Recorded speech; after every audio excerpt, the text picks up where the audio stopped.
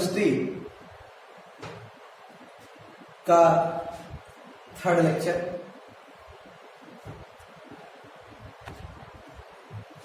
पहले दिन हमने इलेक्ट्रोकेमिकल सेल के बारे में थोड़ा सा पढ़ा। दूसरे दिन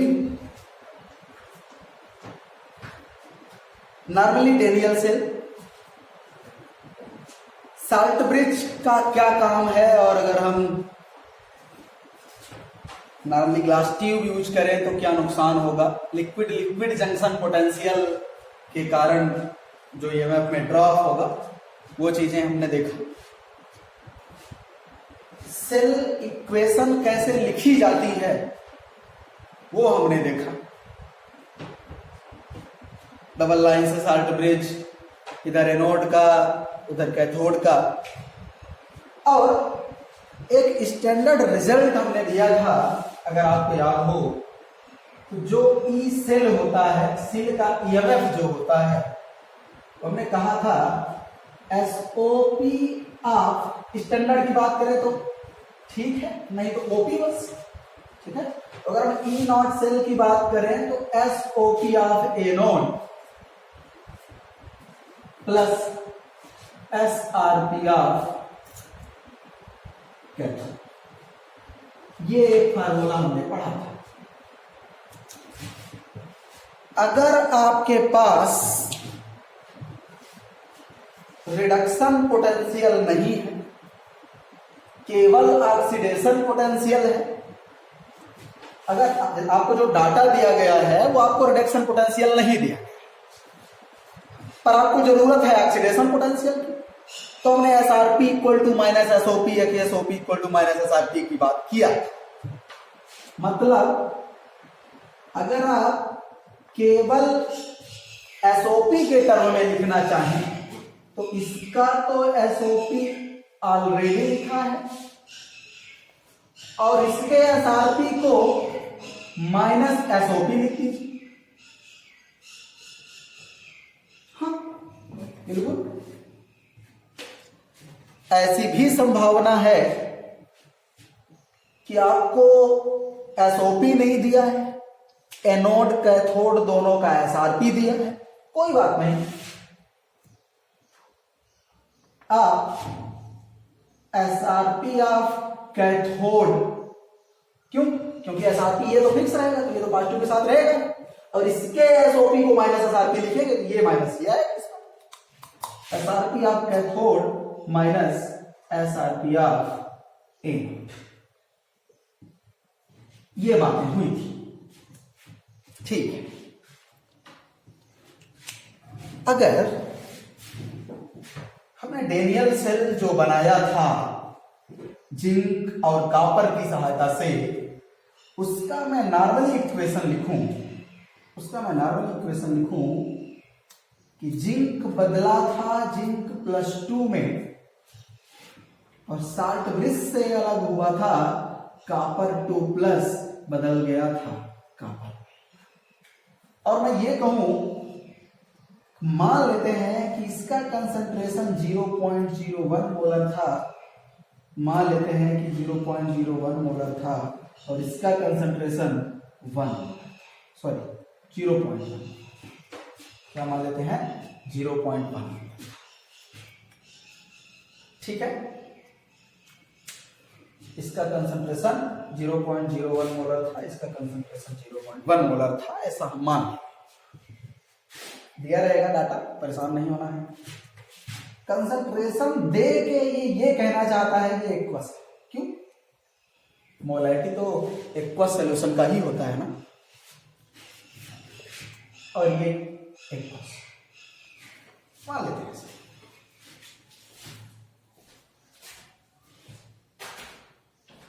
अब अगर आपको ये दिया है, ई नॉट जिंक +2 आपको मान लीजिए 4 वोल्ट दिया है, ई नॉट कॉपर +2 मान लीजिए आपको दिया है 1.5, और आपसे नॉर्मली पूछा गया, ये क्वेश्चन इतना बड़ा क्वेश्चन, अब पूछा गया है find cell potential, find cell potential, ये क्वेश्चन। फॉर एग्जाम्पल आसान सा,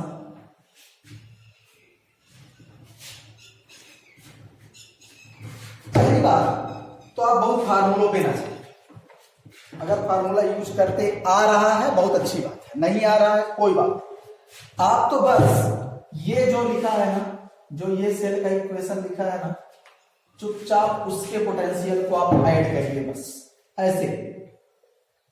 स्टैंडर्ड दिया है इसलिए हमने ई नॉट सेल भी हमने क्या लिखा, स्टैंडर्ड सेल पोटेंशियल है, स्टैंडर्ड कंडीशन पे है तो स्टैंडर्ड सेल पोटेंशियल ही है वो, तो मैं यहां स्टैंडर्ड सेल पोटेंशियल लिख देता हूं अपन पूछ। ई नॉट सेल आप पहले नॉर्मली लिख दीजिए, ई नॉट यहां जो क्वेश्चन पे है, जिंक से zinc +2 plus E not copper 2 plus से कॉपर। नॉर्मली इनका दोनों का पोटेंशियल ऐड करिए, वही सेल का पोटेंशियल आए, ठीक। चलिए देख लेते हैं, ई नॉट जिंक से जिंक +2, हाँ दिया है 4 volt, plus E not copper 2 plus से कॉपर नहीं दिया, कॉपर से कॉपर 2 प्लस दिया है, तो जब इसको रिवर्स करेंगे तो माइनस के साथ है, तब हमने पढ़ा था। चलिए यही तो है, ये क्या है SRP, ये कह रहा है, और ये दिया क्या है ऑक्सीडेशन, ऑक्सीडेशन नंबर बढ़ रहा, ये दिया SOP, तो SOP इक्वल टू माइनस, सीधी बात। आपको चाहिए 2 प्लस से Cu, दिया है Cu से 2 प्लस, तो क्या है माइनस लगा दो, रिवर्स -1.5 वोल्ट, बढ़िया। ऐसे दिया रहेगा, परेशान हो जाओगे, कहोगे हमसे नहीं बनता, कुछ है नहीं है, आसान सा, ठीक है बेटा।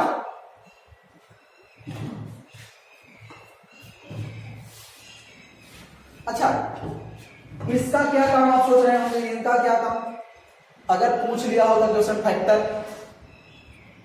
अगर क्वेश्चन फैक्टर पूछ लिया होता तब इसकी स्मॉलरिटी अपॉन इसकी मोलरिटी, वही तो आंसर होता है।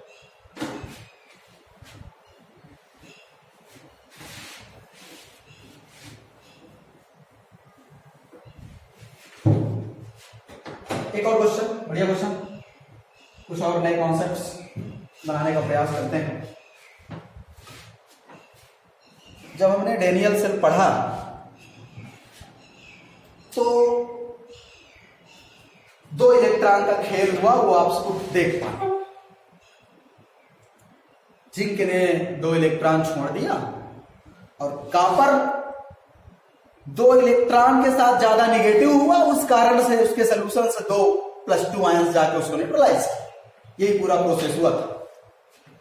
जरूरी नहीं ना कि हर सेल में जितने इलेक्ट्रॉन एनोड दे उतने ही इलेक्ट्रॉन कैथोड पूरा जुगाड़ कर ले अपना।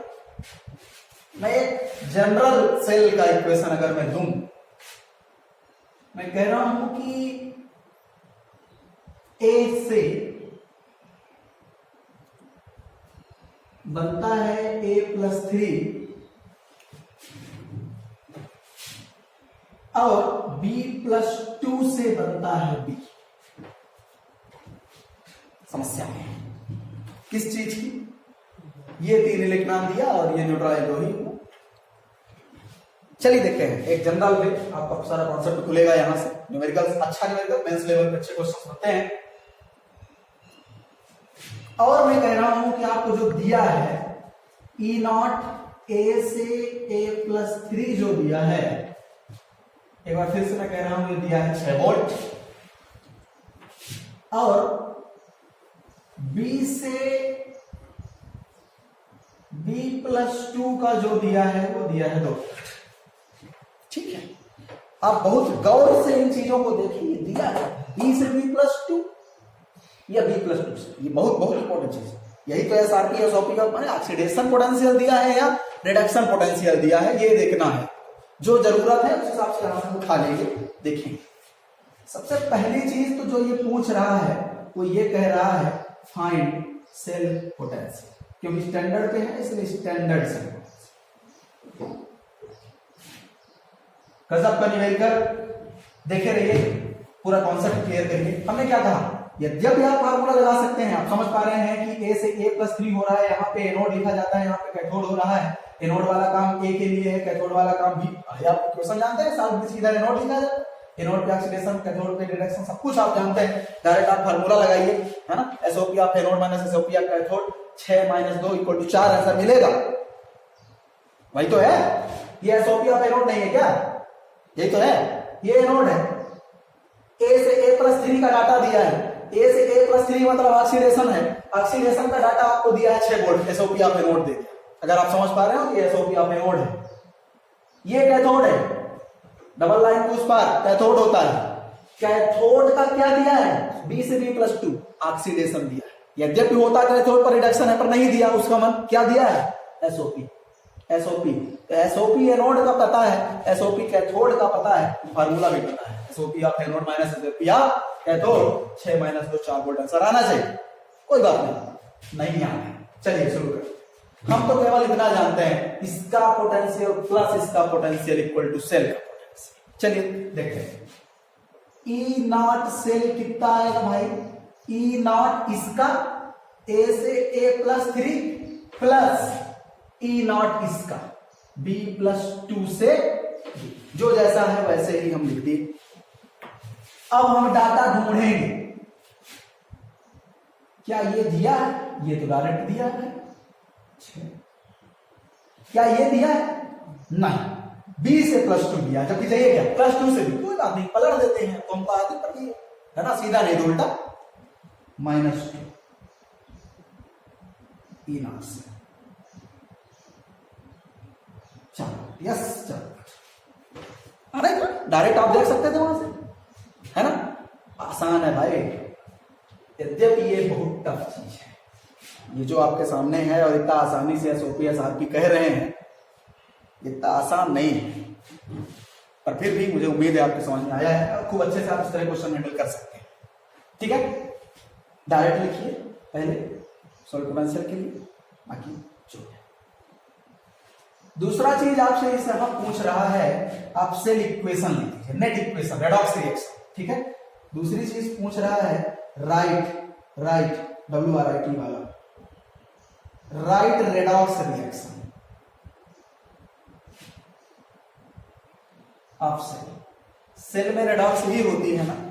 चलिए देखते हैं, विधि विधान से लिखिए, हवा में लिखने का प्रयास ना करें, मैं बार बार कह रहा हूं, भले कितना भी बने, इलेक्ट्रोकेमिस्ट्री में बिल्कुल छेड़छाड़ ना करें, पूरा कानूनन तरीके से करें, नहीं गलत हो जाए। करने के लिए जैसे हम यहाँ कह सकते थे SOP एनोड है, SOP कैथोड है, 6 - 2 कह सकते हैं, अगर बहुत तगड़ा कॉन्सेप्ट पहले आप विधि विधान से करें, जब रट जाएगा तो ऑटोमेटिक करेंगे। ठीक है, चलिए पहले एनोड की इक्वेशन देख लें। एनोड पे क्या होता है, ऑक्सीडेशन। वैसे भी यहाँ A से A+3 बन रहा है, क्या बन रहा है, A से A+3, निश्चित रूप से 3 इलेक्ट्रॉन निकला होगा। ठीक, इसको दे देते हैं इक्वेशन नंबर फर्स्ट। कैथोड पे आते हैं, कैथोड पे क्या हुआ, B+2 से B। ठीक है, यहां ना देख लेना, ये जो दिया है, ये तो दिया है डाटा, मेन अपना सेल रिएक्शन तो ये लिखी है ना, सेल रिएक्शन तो ये लिखी है ना। तो कैथोड पे वैसे भी क्या होना है, रिडक्शन। तो B+2 2 इलेक्ट्रॉन लेके क्या बना लेगा,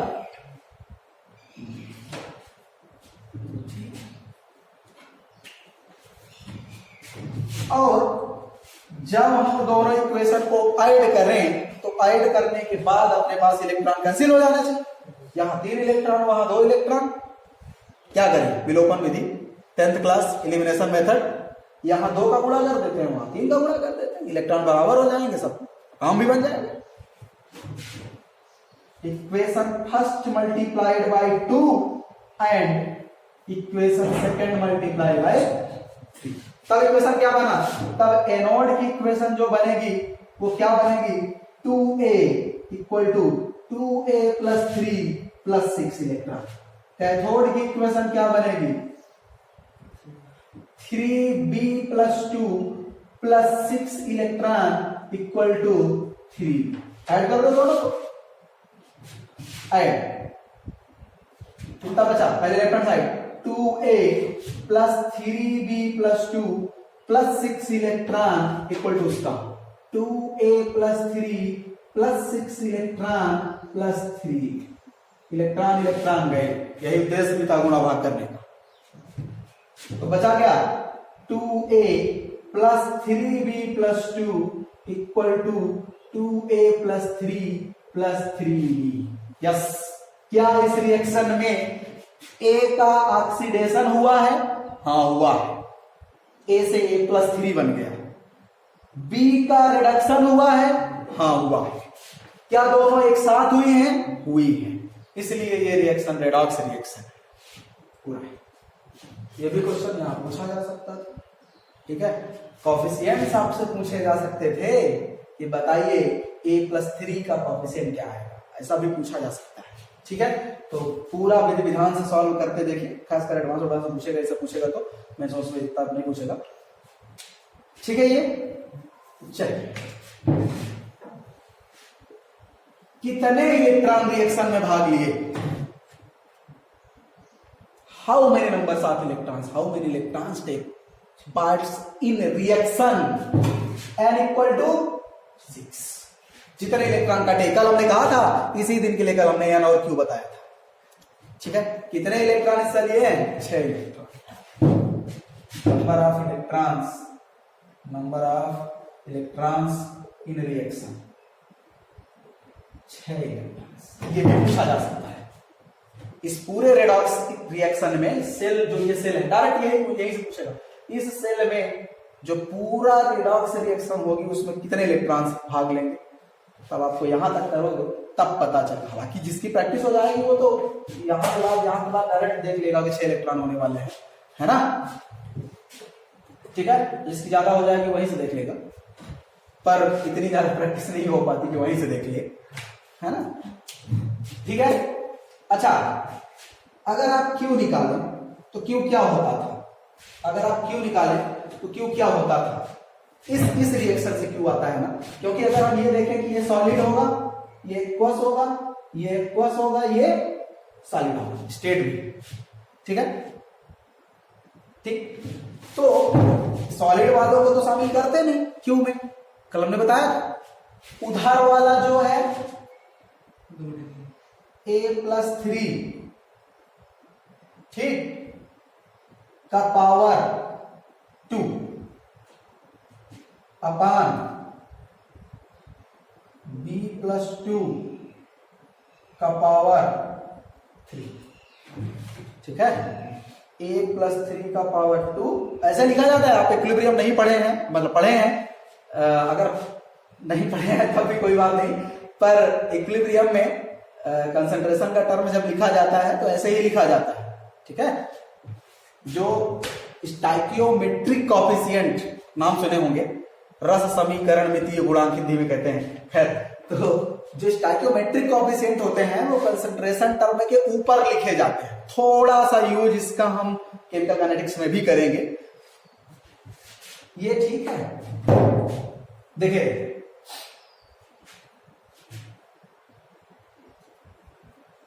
अगर हम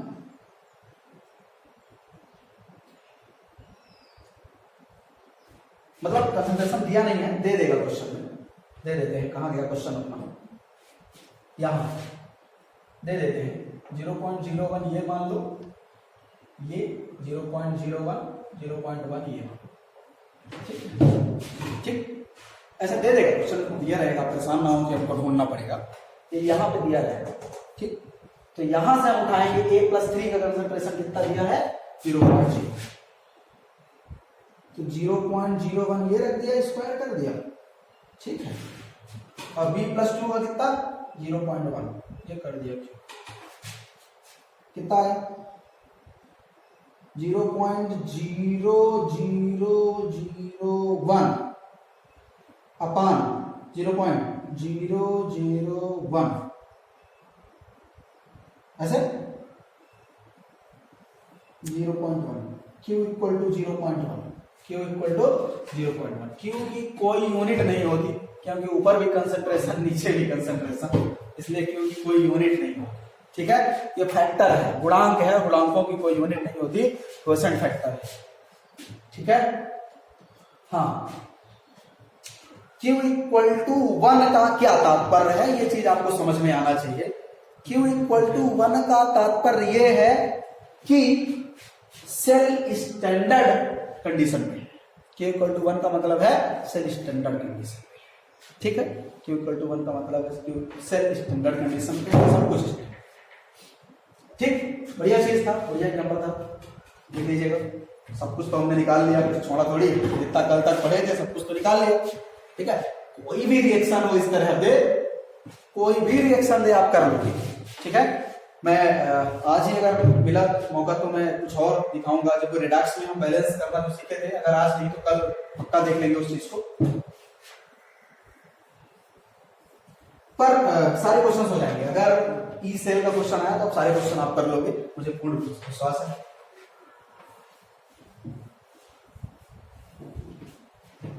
आपने थर्मोडायनेमिक्स में गिब्स एनर्जी का नाम सुना, नहीं सुना तो सुन लीजिए। डेल्टा जी से डिनोट करते हैं चेंज इन गिब्स एनर्जी। अगर यह नेगेटिव होती है तो रिएक्शन स्टेबल होती है, ऐसा कुछ आप सुने होंगे, पता नहीं सुने होंगे। मैं आपको एक रिलेशन बताता हूं, delta G and E, delta G और ई किसका, सेल, किसी भी का, किसी का, मतलब हाफ सेल का रिएक्शन होगा तब भी तो हाफ सेल का वहां पे काम करेंगे, नोड नोड, मतलब ई बस नहीं। ठीक है, डेल्टा जी और ई के बीच में क्या संबंध है, प्रूव करके नहीं दिखाऊंगा, डायरेक्ट लिखूंगा। डेल्टा जी इक्वल टू, क्योंकि बोर्ड के सिलेबस में नहीं है, आपको न्यूमेरिकल्स आने चाहिए बस। Delta G equal to minus N F E, याद रखिएगा, delta G equal to minus N F E. ठीक है, अब टर्म पर जाते हैं। एन के बारे में आप कल से देख रहे हैं, क्या है, number of electrons in reaction, जो बार बार निकाल रहे हैं, इसी दिन के लिए निकाल रहे थे। ठीक है, number of electrons contain in reaction, गलत होगा क्या, take part in reaction, take part in reaction. ये क्या है, सेल पोटेंशियल। ठीक है, एफ क्या है, फैराडे कांस्टेंट। एफ क्या है, फैराडे कांस्टेंट। फैराडे का नियम भी था इलेक्ट्रोलिसिस का, आगे देखेंगे भी। एक्चुअल में ये होता क्या है, लोग खूब फैराडे कांस्टेंट रट लेते हैं, मैंने भी रटा था। 96,500 कूलम इसकी वैल्यू होती है, डायरेक्ट न्यूमेरिकल में रखे जाते हैं, कोई जानने का प्रयास भी नहीं करता कि है। एक्चुअल में ये है चार्ज, ये क्या है, charge of 1 mole electron. Faraday constant क्या है, charge of 1 mole. 1 mole electron में कितना चार्ज होगा वो फैराडे कांस्टेंट कहते हैं। ठीक है, 1 मोल में 6.022 इंटू 10 टू द पावर 23 है बेगोटे नंबर, उसके बराबर इलेक्ट्रॉन्स होंगे, एन इलेक्ट्रॉन्स, और एक इलेक्ट्रॉन का charge 1.6 into 10 to the power -19 coulomb. इसको मल्टीप्लाई करेंगे तो 96,499 कुछ आएगा, जो कि 96,500 कूलम ही है। ठीक है, दिख रहा है 16×96, वो स्पष्ट दिख रहा है। और ऐसे ऐसे मल्टीप्लाई करने के बाद ऐसे कुछ हो, जो भी इंटीजर वैल्यू में इसको ऐसे लेके सॉल्व करें, क्योंकि हम अप्रॉक्स वैल्यू ना इसकी लिखी है ना, इसके इसमें कुछ और आएगा 1.609 पता नहीं जो होता हो, है ना। तो ये 6500 कूलाम होती है फैराड, डायरेक्ट वही रखिए, ठीक है। एन में number of electron take part in reaction कैसे निकालते हैं वो आपको बढ़िया सीख लिए। एफ डायरेक्ट 6500 लिखेंगे और ई निकालना भी सीख लिए, ई निकालना भी हम सीख लिए हैं। इसलिए अगर change in Gibbs energy electrochemistry में पूछे तो कोई आश्चर्य नहीं होना चाहिए, मेंस लेवल और एडवांस लेवल पे स्पेशली ये टॉपिक पूछे जाते हैं, ठीक है। ठीक है, जैसे मैं कहूं कि ए से A+2+2 इलेक्ट्रॉन बना और यहां पे जो E0 आया, जो यहां से E की वैल्यू दी थी वो मान लो 2 और हमने डायरेक्ट पूछ लिया find change in Gibbs energy. Normal एक साला सा क्वेश्चन, ठीक। हाफ रिएक्शन है, ऑक्सीडेशन पोटेंशियल दिया होगा वो, क्योंकि ऑक्सीडेशन तो हो रहा है ना। हाफ सेल रिएक्शन है, पढ़ चुके हैं हाफ सेल रिएक्शन पहले दिन, है ना, ठीक है। हाफ सेल रिएक्शन में क्या क्या पढ़े, ऑक्सीडेशन अलग से पढ़े हैं, रिडक्शन अलग से पढ़े हैं, है ना। ये दोनों कंबाइन के रिडक्स आया था। खैर, find change in Gibbs energy, तो हमने तुरंत मान लिया कि delta G equal to minus NF into E। N कितना है, 2 इलेक्ट्रॉन स्पष्ट दिख रहा है। F को हमको डायरेक्ट 96,500 रख देना है, E आपको 2 दिए, कोई बात नहीं, सही है, जो भी आए। टाइम आंसर आएगा कूलाम वोल्ट, कूलाम वोल्ट कैसे, F की यूनिट कूलाम आएगी और E की यूनिट वोल्ट आएगी, कूलाम वोल्ट। तो हम डायरेक्ट इसको जूल ना लिखें, कूलाम वोल्ट जूल ही तो है। फिजिक्स में जाइए, coulomb volt Q V, W नहीं होता था क्या, capacitor W equal to Q V, ठीक है ना, ये तो है, जूल हमने डायरेक्ट लिख दिया, ठीक है, जो भी है, ठीक है। इस तरह एक आसान से क्वेश्चन बनते हैं, थोड़ा और स्टैंडर्ड क्वेश्चन निकाल दो इसको।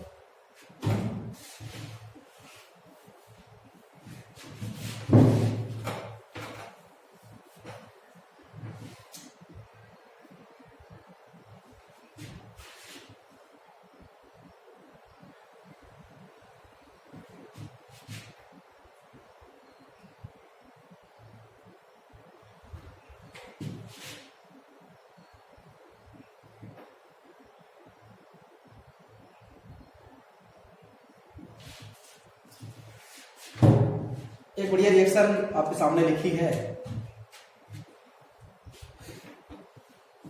आपको कुछ डाटा दिए गए हैं, आपको डाटा दिए गए हैं E, A से A+2 जो दिया गया है वो दिया गया है 0.6 वोल्ट। आपको E B से B+3 जो दिया गया है वो दिया गया है 0.2, ठीक है। हम नॉर्मली आपसे पूछते हैं find Gibbs energy, find change in Gibbs energy.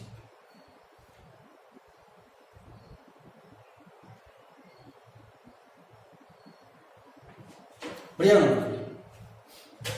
Change in Gibbs energy. तुरंत डेल्टा जी का ख्याल आया, एन नंबर ऑफ इलेक्ट्रॉन्स, अब गड़बड़ी है, नंबर ऑफ इलेक्ट्रॉन्स 6 दूर से दिख रहा है, क्यों। आप एक चीज को पकड़ लीजिए, चाहे ऑक्सीडेशन वाले को पकड़ लीजिए, स्पष्ट दिख रहा है, यहां A था, 3A था, और 3A+2 बनाने के लिए अगर हम इसको अलग से करें तो +6 इलेक्ट्रॉन करना होगा। अगर आप अलग से ऑक्सीडेशन की इक्वेशन लिखना चाहें, जो ये लिखा है 3A से 3A+2, तो कितने, 3 दूनी 6 इलेक्ट्रॉन आपको ऐड करना। आप पढ़ के आए हैं रेडॉक्स, मुझे उम्मीद है कि आपको ये समझ में आ रहा होगा, आ रहा है भाई। 3 दूनी 6 आयन हो गए ना यहाँ पे, तो 6 इलेक्ट्रॉन उसको एडजस्ट करेगा, तो n बराबर तो आ गया, चाहे इसको पकड़ लीजिए, चाहे इसको पकड़ लीजिए, तो +6 इलेक्ट्रॉन करेंगे तब वो आएगा, न्यूट्रलाइज होगा, ठीक है। ये आसान सा तरीका है देखने के लिए इलेक्ट्रॉन्स का। आप वो ना जाइएगा अलग से इक्वेशन खोलिए फिर वो करिए, नहीं, डायरेक्ट इक्वेशन दे दिया तो आप कहां से देखेंगे। ठीक है, n बराबर 6, f तो आपको 96,500 ही रखना है, इसमें कोई समझौता नहीं। ठीक है, अब E किसका, ये तो पूरा सेल बना, तो E सेल आपको निकालना और उसी दिन के लिए ये डाटा दिया था। हाँ, ई सेल कैसे, ई सेल कैसे, अब तो फार्मूला याद होना चाहिए।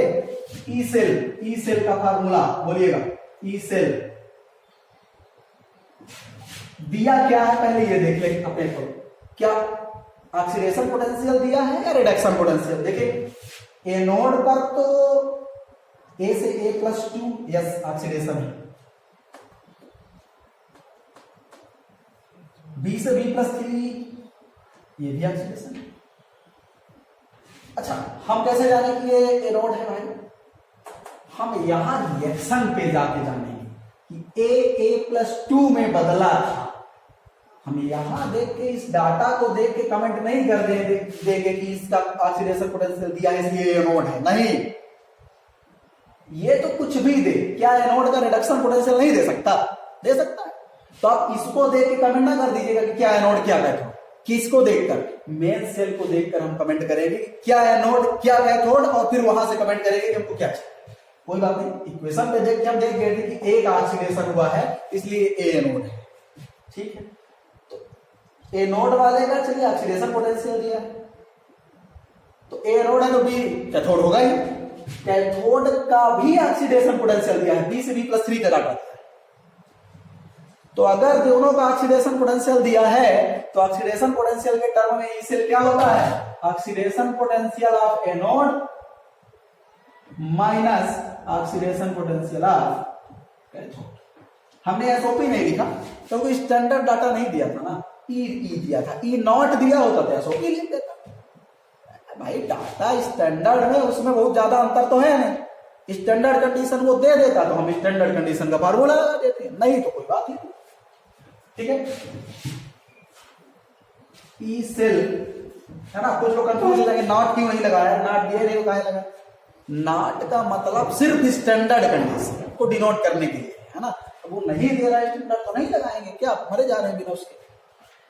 ई cell equal to OP of anode 0.6 minus 0.2, तो ये आ जाएगा 0.4 वोल्ट। ई सेल सब कुछ तो मिल चुका है, एन है, एफ है, ई है।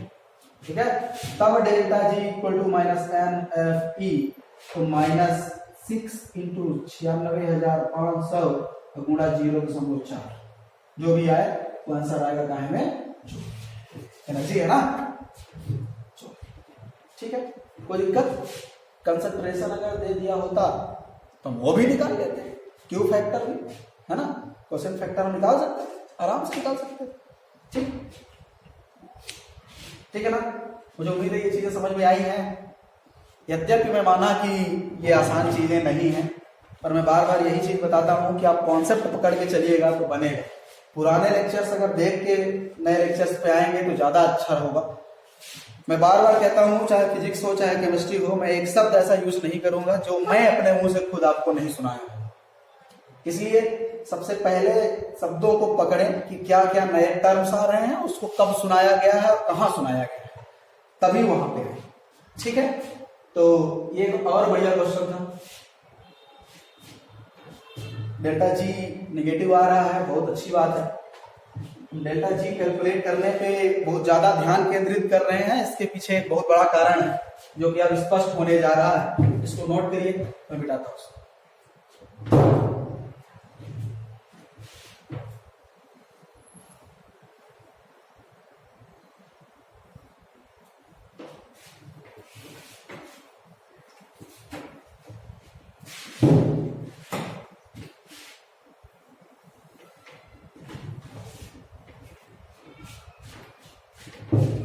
अच्छा, पहले तो हम प्रॉपर्टीज देखें। Properties of delta G. Delta G के पास क्या क्या प्रॉपर्टी होती है, उम्मीद है थर्मोडायनामिक्स में पढ़ के आए होंगे। पहला, अगर ए से A+2 इलेक्ट्रॉन बना और इसका पोटेंशियल x वोल्ट है, ऐसा हमने मान लिया। तो A+2 से 2 इलेक्ट्रॉन करके A आने में पोटेंशियल कितना हो जाएगा? -x। ठीक है, ये पहली प्रॉपर्टी। ठीक, दूसरा, इफ, अच्छा सॉरी ई क्या, मैं तो डेल्टा जी प्रॉपर्टी लिख रहा था, डेल्टा जी ही। अगर डेल्टा जी इसका x जूल रहा हो तो यहां पे डेल्टा जी कितना आ जाएगा? -x। ठीक है, डेल्टा जी की प्रॉपर्टी। ठीक है, अगर A से A+2 इलेक्ट्रॉन का डेल्टा जी x है तो Na+2+2n इलेक्ट्रॉन का डेल्टा जी nx। ठीक है, ठीक है, मतलब अगर पूरी रिएक्शन को हम किसी कोएफिशिएंट से मल्टीप्लाई कर दें तो उसकी एनर्जी भी उस हिसाब से मल्टीप्लाई हो जाती है। इस प्रॉपर्टी को कहते हैं एक्सटेंसिव प्रॉपर्टी। क्या कहते हैं? एक्सटेंसिव प्रॉपर्टी, या दूसरा लिखेंगे एक्सटेंसिव प्रॉपर्टी, बल्कि ऐसा लिखेंगे Gibbs energy is extensive. Gibbs energy is extensive. Extensive मतलब मास डिपेंडेंट। एक्सटेंसिव मतलब मास डिपेंडेंट।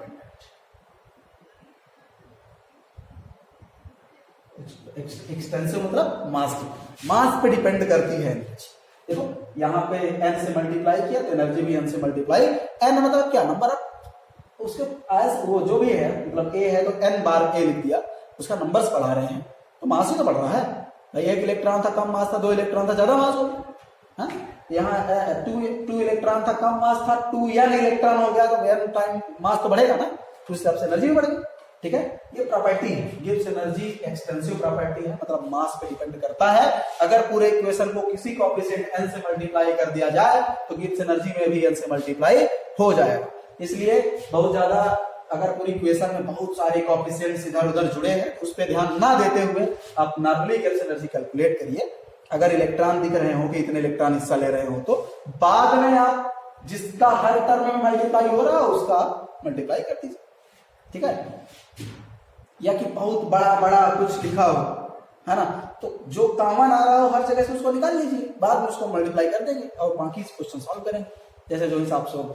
ठीक है, तीसरी प्रॉपर्टी एडिटिव। तीसरी प्रॉपर्टी क्या है? एडिटिव। कैसे?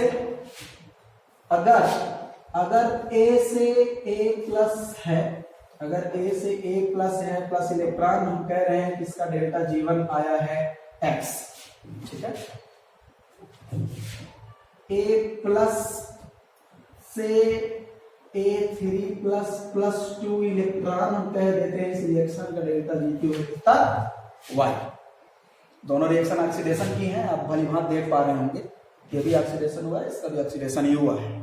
ठीक है, एक तीसरी रिएक्शन है जो दोनों को ऐड करके बनी, तो A+A+ तो कैंसिल हो जाएगा, क्या बनेगा? A से A+3+3 इलेक्ट्रॉन, यही बनाना। A से A+3 और 2 इलेक्ट्रॉन बनेगा 3 इलेक्ट्रॉन। ठीक है, A+A+ तो दोनों इधर उधर कैंसिल हो जाएगा। ठीक, जोड़ के देख लीजिएगा यार, A+ इधर आएगा, A++ ये सब उधर आएगा, A+A+ इधर उधर कट जाएगा, बाकी बच जाएगा। ठीक है, तो इसका जो डेल्टा G होगा वो delta G1 plus delta G2 के बराबर, वो delta G equal to delta G1 plus delta G2, मतलब इसका जो डेल्टा G आएगा वो x प्लस y के। ठीक है, इसका डेल्टा G आएगा x प्लस y के बराबर, इसे कहते हैं एडिटिव प्रॉपर्टी। ठीक है, ये बढ़िया 3 प्रॉपर्टीज थी डेल्टा G की, कभी इसकी जरूरत पड़े तो देख लें हमेशा। ठीक है, अच्छा अगर आप लिख लीजिए, इसको लिख लीजिए अच्छे से, इसको लिख लीजिए अच्छे से। अगर हम E की प्रॉपर्टी देखें, किसकी प्रॉपर्टी देखें? E की, तो अगर यहां पे हम E equal to x volt कहें तो यहां भी E equal to minus X volt हो जाएगा, मतलब इन्वर्टिव प्रॉपर्टी तो ठीक।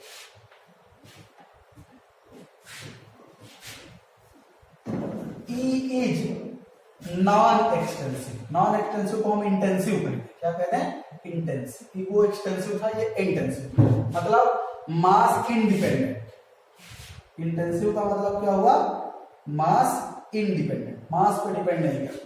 मतलब अगर इसका E x वोल्ट रहा होगा तो इसका भी E कितना रहेगा, x ही रहेगा। ठीक है, कोएफिशिएंट्स बढ़ाने का उस पर कोई फर्क नहीं पड़ेगा। ठीक है, एडिटिव प्रॉपर्टी, तो E is non additive, E is non additive. आप ऐसा नहीं कर सकते, आप ऐसा बिल्कुल नहीं कर सकते। डेल्टा G1 अगर यहाँ पे E1 इक्वल टू एक्स होता, E2 इक्वल टू वाई होता, तो आप E equal to E1 plus E2 नहीं कर सकते। E equal to E1 plus E2 नहीं कर सकते थे।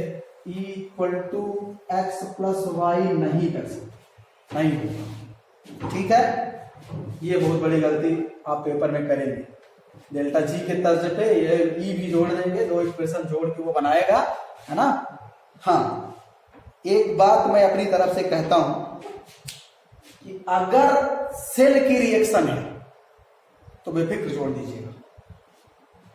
ठीक है, अगर सेल की रिएक्शन है, मतलब अगर रेडॉक्स रिएक्शन आपके सामने लिखी है, दो इक्वेशन जोड़ के एक रेडॉक्स रिएक्शन बनी है, मतलब एक रिएक्शन ऑक्सीडेशन की थी, दूसरा रिडक्शन की थी, और रेडॉक्स रिएक्शन में ये चीज कहने के लिए किया है, ऑक्सीडेशन का ई दिया है, रिडक्शन का ई दिया है, और टोटल रिएक्शन का ई पूछा है, बेफिक्र जोड़िएगा, आंसर मिलेगा। ये ना कहिएगा कि एडिटिव प्रॉपर्टी फॉलो करता है, मैं अपनी तरफ से कह रहा हूं सही है, 100% सही है, मैं प्रूव करके भी दिखा दूंगा उसको। ठीक है, क्या समझे। यद्यपि ई एडिटिव प्रॉपर्टी को फॉलो नहीं करता, पर अगर फाइनल रिएक्शन रेडॉक्स है तो आप बेफिक्र जोड़िएगा, आएगा। ठीक है, आएगा, बेफिक्र आएगा। पर अगर रिएक्शन रेडॉक्स नहीं है, क्या ये रेडॉक्स है, नहीं, यहां भी ऑक्सीडेशन, यहां भी ऑक्सीडेशन, यहां भी ऑक्सीडेशन, नहीं जोड़ सकते, कभी नहीं आएगा। ठीक है, तो भैया कैसे निकालेंगे, तो कैसे, क्वेश्चन तो उठेगा ना, कैसे निकालेंगे, नहीं इसका हमें E1 पता है, इसका हमें E2 पता है, एक रिएक्शन दोनों को जोड़ के बनी है।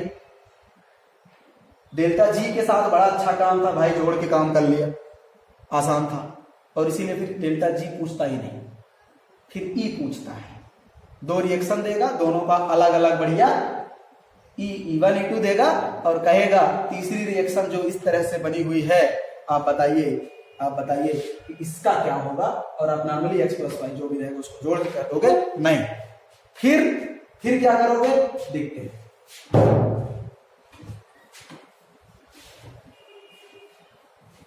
आप लोग दोबारा लिखिएगा ई के लिए ये सारी चीजें, मैं तो वहां सुधार दिया था। फिर क्या करेंगे, विधि विधान कानूनन तरीके से देखिए क्या करेंगे। ए से ए प्लस इलेक्ट्रॉन जिसका E1 है x, अगर E1 x है तो क्या डेल्टा G आप नहीं निकाल सकते, निकाल सकते हैं। कितना, डेल्टा G1 को माइनस NF E1, तो N कितना है, एक इलेक्ट्रॉन, तो minus 1 F x minus x आया, डेल्टा G1 कितना, माइनस x।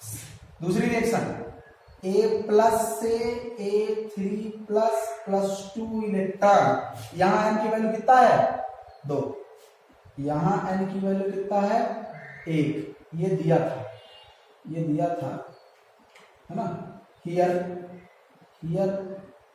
क्योंकि n इक्वल टू कितना रखा है, 1 इलेक्ट्रॉन। ठीक है, यहां n इक्वल टू कितना है, 2 इलेक्ट्रॉन, है ना, और E2 दिया है आपको y, E2 दिया है, तो यहां डेल्टा G2 निकाल सकते हो, हाँ निकाल सकते हो, माइनस 2F, अच्छा यहां भी है क्या, ठीक है, minus 2F, delta G equal to minus NFE, delta G equal to minus NFE, मैं बल्कि एक शब्द लिख देता हूं, NFE2, तो -2FY, ठीक है, -2F।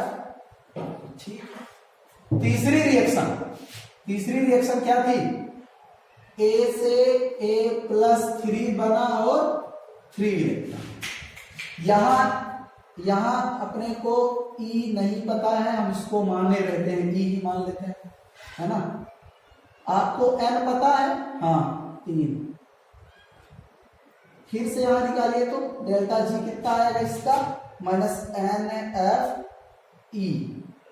ठीक है, तो -NFE,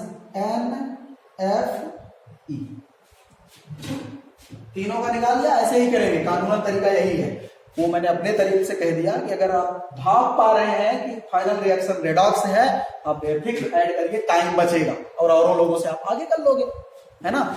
मैं अपनी जिम्मेदारी पे कह रहा हूं, 100% सही होगा, ठीक है। कब? अगर रिएक्शन रेडॉक्स है तब। अब नहीं है, आप नहीं समझ पा रहे हैं कि रेडॉक्स है कि नहीं है, तो कानूनन तरीका मैं बता रहा हूं, ऐसे ही करोगे फाइनली निकालने के लिए, ठीक है। कब फाइनली, इसका क्या कैसे? तो फाइनली कैसे निकलेगा? ये एक तो वो तरीका E नॉट सेल वाला पूरा, है ना, SOP SRP वाला। अब यहाँ पे हमें पूरा रिएक्शन ही पूरी दे दी गई है, क्या कैसे हो रहा है पता नहीं, हाँ। तो ये एक तरीका बढ़िया है डेल्टा G के तरीके से। देखिए, हम E को ऐड नहीं कर सकते, पर डेल्टा G को तो ऐड कर सकते हैं ना, इसीलिए डेल्टा G के टर्म में हम लेके आए। और डेल्टा G यहाँ पे कितना है? -3FE, वहां कितना आया था? -FX, और यहां कितना आया था? -2F। F और माइनस सब कट गए, बचा क्या? 3E = x + 2y, E = x + 2y/3। Yes, अगर आप डायरेक्ट ऐड करने के प्रयास में होते, x + y आंसर लिख के आते, और ऑप्शन में बेफिक्र मिलता ही। मैथ्स लेवल बल्कि एडवांस लेवल तक एक और गजब का ये क्वेश्चन, ये मॉडल देखे रहिए कि क्या क्या कैसे कैसे हो सकता है ना। हो सकता था वो गिब्स एनर्जी ही पूछ लेता आपसे फाइनल, तो वो तो निकालना है, बिना गिब्स एनर्जी काम होता ही नहीं, ठीक है। ठीक है, कल मैं एक और क्वेश्चन लेके दिखाऊंगा थोड़ा और अच्छे लेवल पे। MnO4 MnO2 में बदलेगा, MnO4 - MnO2 में बदलेगा, ये चीज मैं कल लेके दिखाऊंगा। एक और बड़ा अच्छा क्वेश्चन आज अगर मैं बताऊंगा तो कॉन्सेप्ट मिक्स हो जाएंगे, मैं क्या कहना चाह रहा हूं। रेडॉक्स एक बार रिवाइज लेके आइएगा, कल आपकी कॉपी आपके पास हो, सही सलामत भगवान करे, तो आप रेडॉक्स रिवाइज लेके आइएगा, कैसे रिएक्शंस बैलेंस करते हैं, क्योंकि मैं जब वहां रिएक्शन बैलेंस करूंगा तो थोड़ा दिक्कत हो सकती है आपको। एक ही क्वेश्चन होगा, गजब का क्वेश्चन होगा, सारे कॉन्सेप्ट आपके क्लियर होंगे वहां से। हालांकि मेंस लेवल तक जो भी आना था ई से, गिब्स एनर्जी से, वो सब कुछ है, इससे बाहर नहीं पूछेगा। तो कल मिलेंगे एक और अच्छी चीज के साथ। देखिए, रेडॉक्स में आप अगर रिवाइज लिए रहेंगे तो कल वाला चीज आपसे बनेगा, कल वाला क्वेश्चन आपको समझ में आएगा। मैं आज का टाइम दे रहा हूँ, रेडॉक्स थोड़ा सा रिवाइज लीजिएगा, बैलेंस कैसे किया जाता है। आप कहीं अपने से H2 को जोड़ देते हैं और इधर हाइड्रोजन प्लस अपने याद हो अगर कुछ तो ऐसे जोड़ देते हैं, तो कल देखेंगे क्या कैसे होता है। तब तक देखते रहिए केमिस्ट्री आराम से, प्रीवियस क्वेश्चन आए हो तो बन जाएंगे, तब तक देखते रहिए। All the best.